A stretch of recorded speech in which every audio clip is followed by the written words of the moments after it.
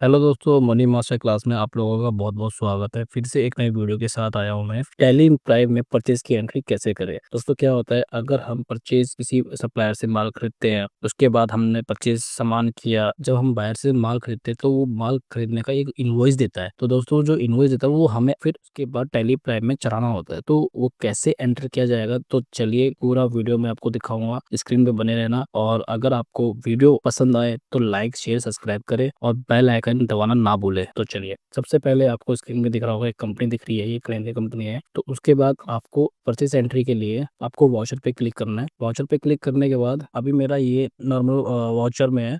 आपको item mode में आना है। आइटम मोड में जाने के लिए आपको चेंज मोड में जाना है।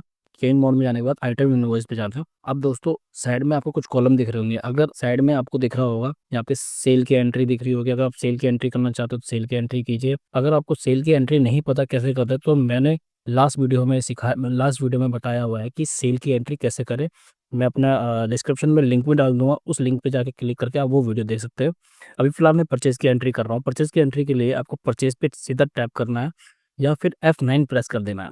F9 प्रेस करने के बाद आप डायरेक्ट उसी वाउचर में आ जाओगे। तो सबसे पहले ये वाउचर हमारा खुल गया है। सबसे पहले आ रहा है इनवॉइस नंबर। इनवॉइस नंबर डालेंगे हम, जो भी हमारा जो सप्लायर ने हमें जो इनवॉइस दिया है जिस माल के थ्रू, वो इनवॉइस नंबर हम यहाँ पर डाल देंगे। डेट में हम वो डेट डाल देंगे जिस डेट पे हमने वो माल खरीदा है।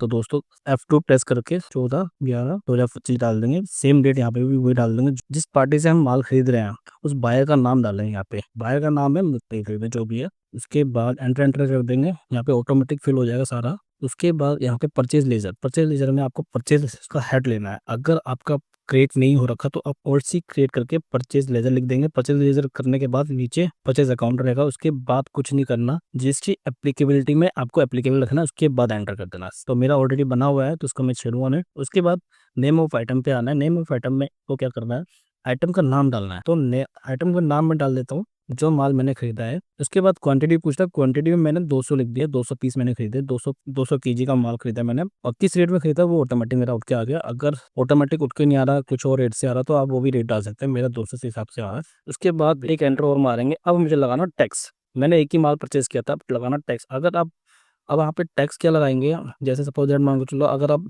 उसी जिस स्टेट में रहते हो उसी स्टेट से अगर आप माल ले रहे हो तो उस केस में आएगा CGST, टैक्स ऑटोमेटिक आ जाएगा। अगर आप मान के चलो आप गलती से यहाँ पे IGST लगाना चाह रहे हो तो ऑटोमेटिक यहाँ पे नहीं आएगा अमाउंट। एक ये बहुत अच्छा फीचर्स निकाला था टैली वालों ने।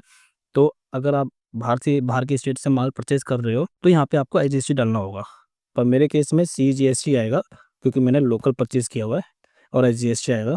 और उसके बाद एंटर कर देंगे तो ये पूरा इन्वॉइस हमारा चढ़ चुका है। 47,200 का इन्वॉइस हमने हमारे पास है, और 47,200 का इन्वॉइस हमारे मैच कर गया टैली में। उसके बाद एंटर एंटर कर देंगे और एक्सेप्ट कर देंगे यस। तो ये हमारा इन्वॉइस चढ़ चुका है। चेक करने के लिए आपको यहाँ करना है डिस्प्ले अकाउंट परचेज, ये रहा वो एंट्री।